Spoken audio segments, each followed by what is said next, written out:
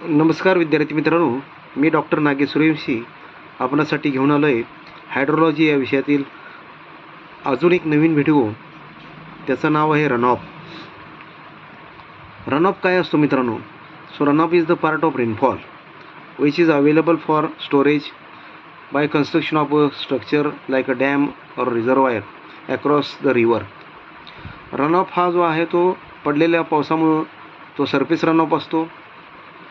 तो beneath the ground म्हणजे subsurface runoff असतो. तर हे जे रनऑफ आहे ते रनऑफ आपल्याला quantity of rainfall available for use ह्याने त्याला आपण रिप्रेझेंट करतो. त्याला आपण मिलीमीटरमध्ये किंवा सेंटीमीटरमध्ये सुद्धा मोजले जातं. रनऑफ हा आपण एक्सप्रेस करू शकतो क्युबिक मीटरमध्ये किंवा मिलियन क्युबिक मीटरमध्ये, जर आपण त्या पर्टिक्युलर कॅचमेंट एरियासाठी त्याला कन्सिडर केला तर हा जो रनऑफ आहे ह्याच्या रेनफॉलपासून जो मिळणारा रनऑफ आहे त्याच्यावरती वेगवेगळे फॅक्टर्स आहेत जे अफेक्ट करतात. So what are the different factors that will affecting on the runoff that we have to see now.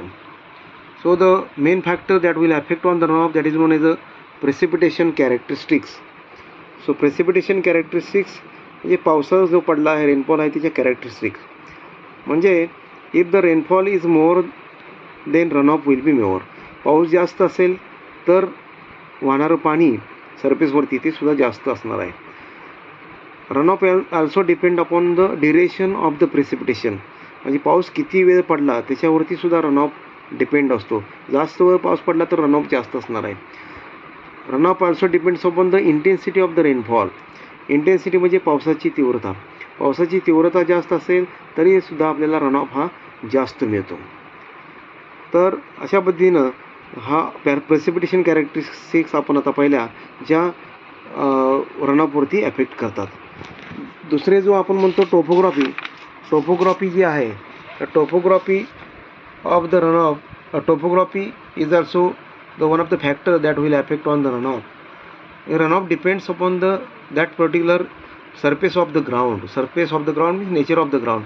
मग ती ग्राउंड स्मूथ आहे, रफ आहे त्याच्यावरती किंवा प्लेन आहे किंवा स्लोपिंग आहे त्याच्यावरती सुद्धा रनऑफ अवलंबून असतो. फॉर एक्झाम्पल जर एरिया जर स्लोपिंग असेल तर त्या सरफेस त्याचा स्लोप असल्यामुळं पाणी हे त्याच्यावर इझिली फ्लो होणार आहे. So water that will flow quickly आणि त्यामध्ये क्विकली फ्लो झाले म्हणल्यावर ॲब्सॉर्प्शन आणि इव्हॅपोरेशन लॉसेस जे आहेत ते कमी असणार आहेत. म्हणजे त्याचा फायदा काय होतो की that will result in the greater runoff. म्हणजे स्लोपिंग ग्राउंड असेल किंवा एरिया असेल तर तुम्हाला हा ग्रेटर रनऑफ मिळू शकतो. आता दुसरा आहे की टोपोग्राफी म्हणजे माउंटेनियस एरिया असेल, हिली एरिया असेल. आपल्याला माहीत आहे की intensity of rainfall will be more at the mountainous area आणि अशा वेळेला पाऊस जोरात त्या माउंटेनियस एरियामध्ये पडतो, हिली एरियामध्ये पडतो आणि मग रनऑफसुद्धा आपल्याला जास्त मिळतो. तर अशा पद्धतीने topography is one of the factor that will affect on the surface runoff. दुसरा फॅक्टर आहे that will affect on the runoff shape and size of the catchment characteristics of a drainage basin.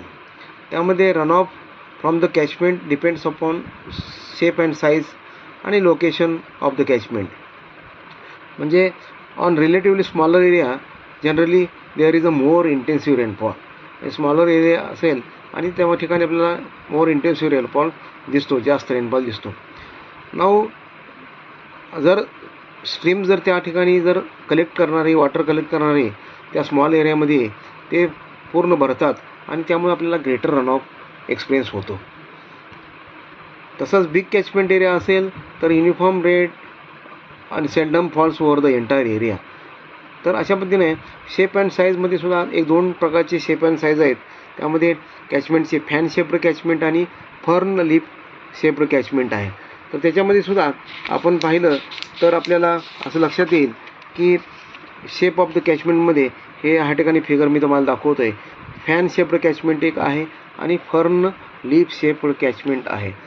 Fan शेपमध्ये पहा सुरुवातीला इथं दिसतं आहे की मध्ये ह्या बाजूला सुरुवातीचे ह्याचा डॅम साईट आहे आणि पुढे मध्येच रिव्हर दिसते आणि त्याच्या रिव्हरला कनेक्टेड वेगवेगळे नाला स्ट्रीम्स आणि ट्रिब्युटरीज आहेत म्हणून आपण स्मॉल आणि त्याचा वाईड एरिया दिसतो. तसं फर्न लिपमध्ये आपल्याला मेन रिव्हर स्ट्रीम दिसते, इलॉंगेटेड लॉंगर लेंथ दिसते आणि स्ट्रीम्स हे कनेक्टेड आहेत क्लोज जवळ, म्हणजे area comparatively the less area in the fern lip catchment.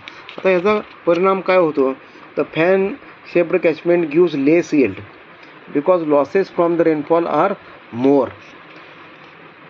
म्हणजे लेस यील्ड आपल्याला मिळतं, run of will be less कारण लॉसेस जास्त असू शकतात, कारण एरिया जास्त आहे.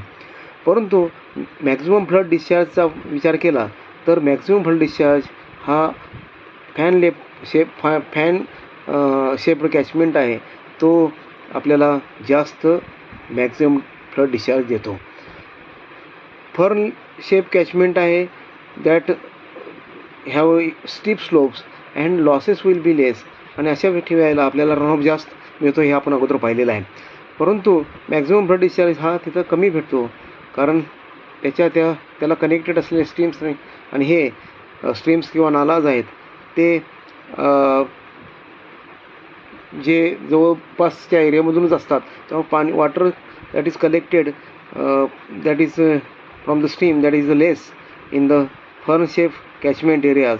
त्यामुळे आपल्याला रन ऑफ जरी जास्त मिळत असला तरी मॅक्झिमम फ्लड डिस्चार्ज हा कमी मिळतो. तर असं एक हे रिलेशनशिप आहे. दुसरं आपण बघितलं आहे की व्हेजिटेशन जर